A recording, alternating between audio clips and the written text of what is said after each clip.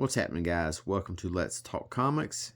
Tonight I am going to talk about Nectar, #1.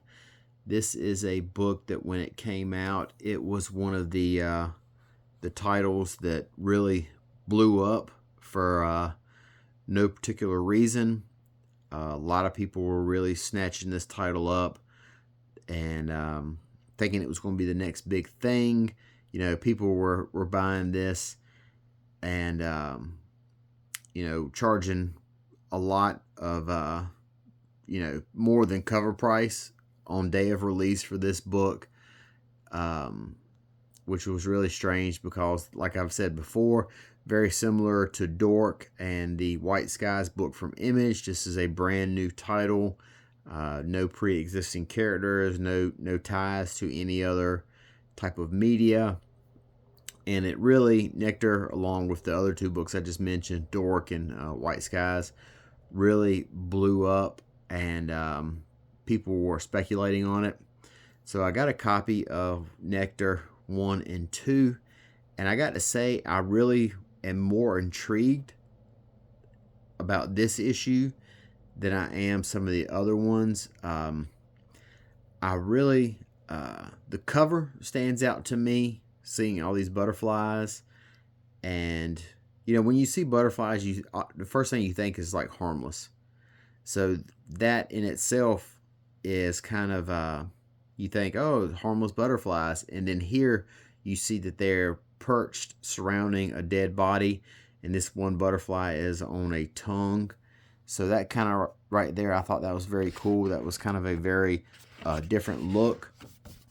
This story, now the creators here, writer-creator Jeremy Robinson, not somebody whose name stands out to me.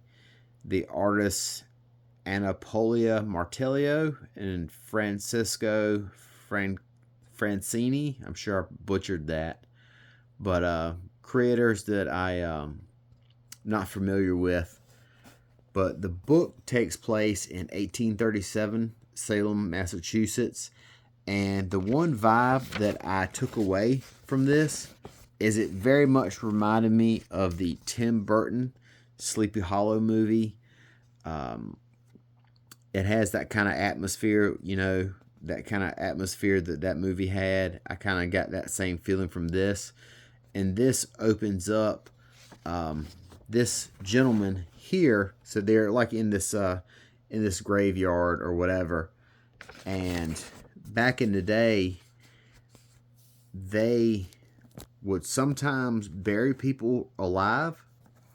So they would have these strings attached to their hands, and the string would be attached to a bell. So in case they buried somebody that was alive, they would ring the bell and alert somebody like, hey, I'm fucking trapped in this casket, come get me out. So this bell starts ringing, and this guy here, he comes, and apparently he's like the grave digger or whatever. He comes and he digs this woman up, and he sees that her stomach here is like all rotted out, and the butterflies fly out of her. And then we see all these butterflies flying out into the night sky. And then we start to meet our cast. It says here 3 days later. Then we have kind of like the main dude right here. He's like a local doctor. Kind of like I said, the Ichabod Crane type guy, like Johnny Depp was. He sees one of these weird butterflies, and he goes to investigate it, and it flies off. Then we meet these two girls, and they're kind of just being out and about and being giggly. And then we see the butterfly here extends its tongue when it lands on her hand, and it bites her, which is, not a thing that butterflies normally do. We cut back to the main guy here, and this is kind of like his, I believe it's his girlfriend or fiance or something to that effect. and they see all these butterflies are starting to descend upon the island.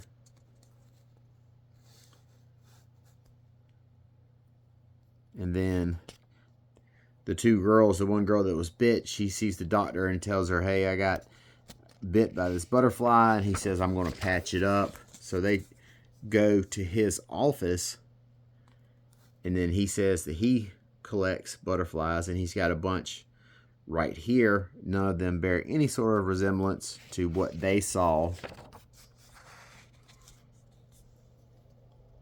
And she kind of tells him a little bit about what the butterflies look like. And she says, its wings, they seem to sparkle and dance. She kind of does like a little twirl right here to like, you know, emphasize the dancing part of her description. Then we cut to this guy splitting wood. Butterfly lands on him and bites him. We get back to the church with the two young girls. She's dancing, and her friend tells her, look, you know, you feel free to stop dancing at any time. And she says, I can't stop.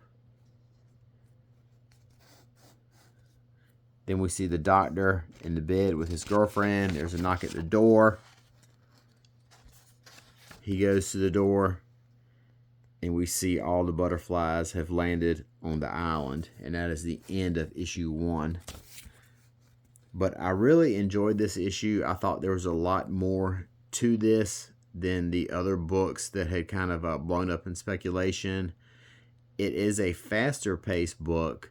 You know, it not very dense in dialogue, which I kind of dug. And the artwork is very clean, very expressionistic. The butterflies are very beautiful. The scenery is very, you know, it looks almost like fall. It looks like the trees are dying. It's very cloudy and misty looking. You know, they're on this island here. It's kind of gloomy, so to speak. You know, we don't see the sun shining in the sky. You know, all we see is just the butterflies. And it's a small cast, which I kind of enjoyed. Because you get to learn a little bit about each character. You don't learn a great deal about each character, but you get enough to kind of get what their overall personality is like. You know, you kind of get the like this is the doctor type. These are the carefree girls. This is the, you know, this is like these are the carefree girls. This is the doctor and his girlfriend. And you've got this hurly-burly guy here splitting wood. You know, just some kind of folksy dude right here. But I really enjoyed this book. It is grabbed my attention more than Dork and White Skies did. So I liked it quite a bit. So I don't know if I can justify all the price increases on this book and the needless speculating on it. But I will have to say that this story is more compelling than any of the other two. Now, will something ever come of this story? And will it be the next Walking Dead? Or it doesn't feel very likely. You know, butterflies that, you know, maybe might be flesh eaters or whatever you want to call it. You know, we still have to figure out what the deal is with that. But there, you know, that's kind of a tough sell.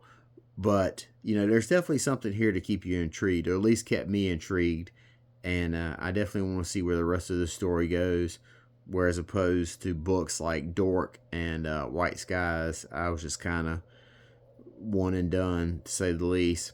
So Nectar is definitely something I'm going to keep on my radar. But like I said, if all the 3 books that recently blew up, I would say Nectar is probably the best of the 3. But that's just my take on the whole situation right there. But I think if you'll pick this up, you'll discover it has more meat on it than any of the other ones. So if you see Nectar, pick it up and give it a shot. And I think there's some little bit of a nugget here to it that's going to make this story worthwhile.